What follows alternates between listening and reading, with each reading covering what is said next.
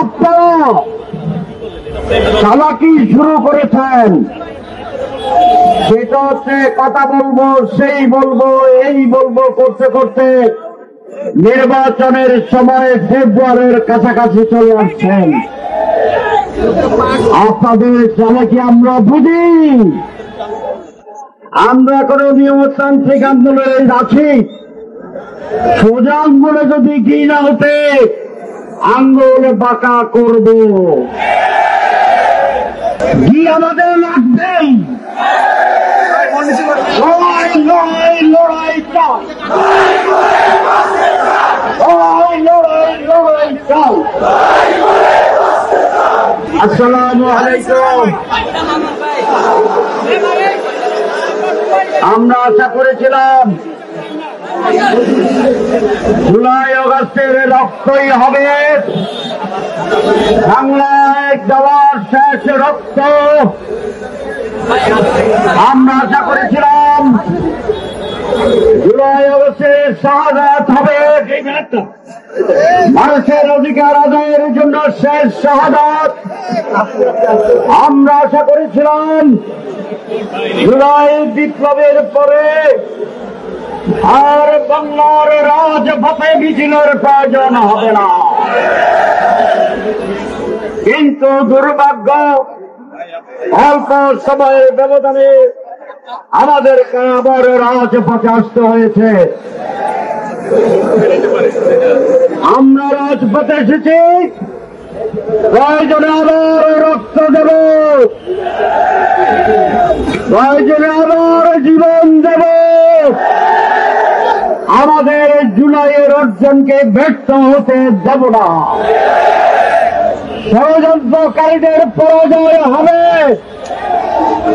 এবং জুলাই সনদ বাংলার মাটিতে যাই দেওয়া হয়েছে উপর সেইটাই আইনি ভিত্তির মাধ্যমে এই দেশের সংবিধানে অন্তর্ভুক্ত হবে ইনশাআল্লাহ।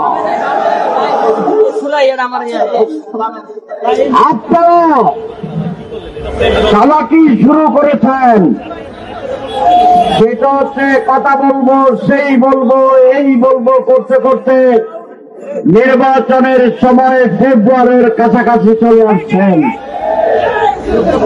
আপনাদের চালাকি আমরা বুঝি। আপনারা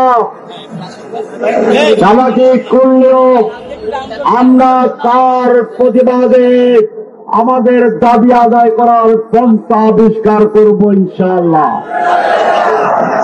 আমরা কোনো নিয়মতান্ত্রিক আন্দোলনে আছি, সোজা আঙ্গুলে যদি কি না হতে আঙ্গুল বাঁকা করব, কি আমাদের লাগবেই। 2 নম্বর কথা, সময় ক্ষেপণ। এই চালাকি আপনাদেরকে বিপদে ফেলাবে ইনশাআল্লাহ। গণভোট জাতীয় নির্বাচনের আগে হতে হবে। জাতীয় নির্বাচনের তফসিল ঘোষণার পরেও গণভোট করতে আইনি কোনো বাধা নাই। সুতরাং সময় আছে, আরো 15 দিন ক্ষেপণ করবেন, সময় থাকবে। আরো 15 দিন ক্ষেপণ করবেন, সময় থাকবে। আরো ক্ষেপণ করবেন, সময় নতুন ভাবে বের হবে। যা বুঝতে চাই বুঝে নিন। এই জন্য নো হাঙ্কি পাঙ্কি, সোজা সোজা গণভোট আগে দেন, অসুবিধা কি? শুধু বলেন অনেক টাকা খরচ হবে। আমাকে একজন বলেছে একদিনে বাংলাদেশে যে পরিমাণ চাঁদাবাজি হয়, কয়দিনে এর টাকা দিয়ে একটা গণভোট করা যায়। তাহলে চাঁদাবাজি বন্ধ হবে। প্রত্যেক দিন একটা করে গণভোট করলেও টাকার সমস্যা হবে না।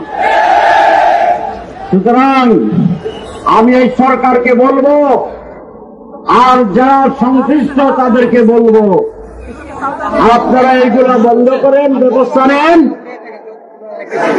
ইনশাআল্লাহ বাংলাদেশে গণভোটের টাকার অভাব হবে না। তারপরেও কথা আছে, আমরা আলোচনার আহ্বান জানিয়েছি, কারণ আমরা শান্তি চাই, আমরা সমাধান চাই, আমরা জাতীয় নির্বাচন চাই, আমরা সনদ বাস্তবায়ন চাই। সেই করে বলছি, যদি কিছু না বুঝেন, সমস্যা তাকে আসেন, আলোচনা করি। আমরা সেই আহ্বান জানিয়েছি। আপনারা কি জানেন, সরকারও বলেছে আপনারা আলোচনা করেন, কিন্তু আমি বলেছিলাম যে সরকারকে একটা ভূমিকা নিতে হবে। সরকার শুধু এই কথা বলে ঘুমালে হবে না যে আপনারাই আলোচনা করেন। আলোচনার ক্ষেত্র তৈরি করে দেওয়া, এখানে একটা রেফারেন্স ভূমিকা করা, এই সকল বিষয়ে সরকারের অবশ্যই ভূমিকা থাকতে হবে। 2 নম্বর কথা, জামাত ইসলামী ইতিমধ্যেই আলোচনার জন্য একটি কমিটি গঠন করেছে, আপনারা জানেন। আমি আজকে আবার আহ্বান করব যে সমস্ত দলেরা আছেন সংশ্লিষ্ট, আপনারা আলোচনার জন্য কমিটি ঘোষণা করুন, অবিলম্বে আলোচনা শুরু হোক। সময় ক্ষেপণের পলিসি লাভ হবে না, আমরা বুঝে গেছি। আমি বিএনপির মহাসচিব মাননীয় মির্জা ফখরুল আলমগীর মহোদয়কে সকালেও ফোন করার জন্য চেষ্টা করেছিলাম, পাই নাই। ইনশাআল্লাহ এই প্রোগ্রামের পর থেকে আমি আবার ওনাকে ফোন করার চেষ্টা করব। ওনাকে আমরা ব্যক্তিগতভাবে অনুরোধ করব যেন বিএনপির পক্ষ থেকেও দ্রুত এই আলোচনায় অংশগ্রহণের সিদ্ধান্ত আসে। তাহলে আমি আশা করি, জাতি আশা করে, আর রাজনৈতিক বিদ্বেষ নয়, আর হিংসা নয়, আর অন্যের বিরুদ্ধে লড়াই নয়। জাতি মনে করে মেজর পলিটিক্যাল পার্টিগুলো বসে শুধু সনদ নয়, আগামী নির্বাচন কিভাবে হবে, কিভাবে ভোট কেন্দ্র নিরাপদ থাকবে, ভোট ডাকাতি আর হবে না, এই সকল বিষয়ে মেজরের রাজনৈতিক দলগুলোকে ঐকমত্য পোষণ করতে হবে। জাতির কাছে ওয়াদা করতে হবে টেলিভিশনে যে আমার দল কোথাও কোনো কেন্দ্র দখল করিবে না। যদি করে তাহলে সেই আসনে নির্বাচন ক্যান্সেল হবে। আমি সেটা মেনে নেব। সকল দল এই কথা টেলিভিশনে বলবে। আর প্রধান উপদেষ্টা বলবেন এখানে নির্বাচন সুষ্ঠু হবে না, সেই রকম যদি একাধিক আসন হয় তাহলে আমি এই নির্বাচন, গোটা নির্বাচনকে ভণ্ডুল করে দেব, বাতিল করে দেব, নতুন নির্বাচন হবে। এই কথা জাতির কাছে টেলিভিশনে তাকেও বলতে হবে, কারণ 54 বছরে আমরা সঠিক নির্বাচন পাইনি। 3টি নির্বাচন কোন নির্বাচনই না। সুতরাং বাংলাদেশ, এদেশের মানুষ আরেকটি প্রশাসনের নির্বাচনকে কোনোভাবেই দেখতে চায় না, মেনে নেবে না। সুতরাং এই নির্বাচন যদি সুষ্ঠু না হয় তাহলে বাংলাদেশ আবার অন্ধকারে যাবে, আবার শেখ হাসিনার যুগে চলে যাবে। সুতরাং যারা নানা অজুহাতে নির্বাচনকে নানাভাবে প্রভাবিত করতে চাচ্ছেন, প্রশাসন আজকে কোন দলের আজ্ঞাবহ হয়ে কাজ যদি করে সেই নির্বাচন সুস্থ হবে না, মানুষ গ্রহণ করবে না। সুতরাং লেভেল ফিল্ড ইকুয়াল তৈরি করার জন্য প্রকাশ্যে স্টেপ গ্রহণ করার দাবি জানাচ্ছি আমি প্রধান উপদেষ্টার কাছে এবং নির্বাচন কমিশনের কাছে। সম্মানিত ভাইরা, আজকে আমাদের গণমিছিল প্রধান উপদেষ্টাকে দেবেন, নেতৃবৃন্দ মিছিলে নেতৃত্ব দেবেন।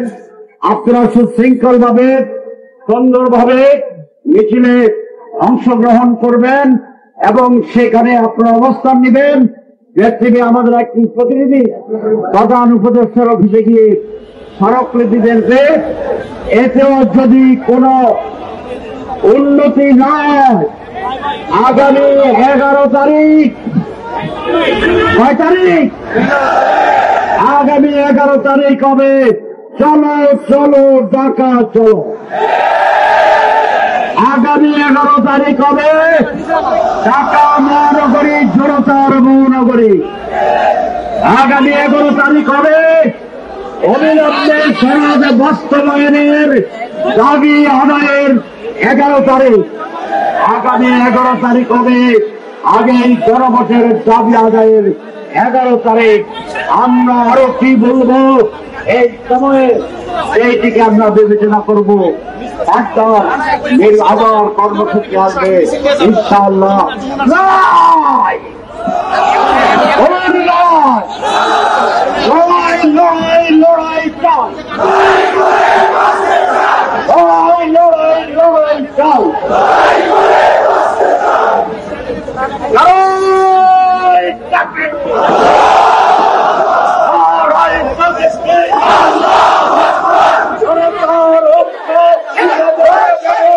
জিন্দাবাদ জিন্দাবাদ।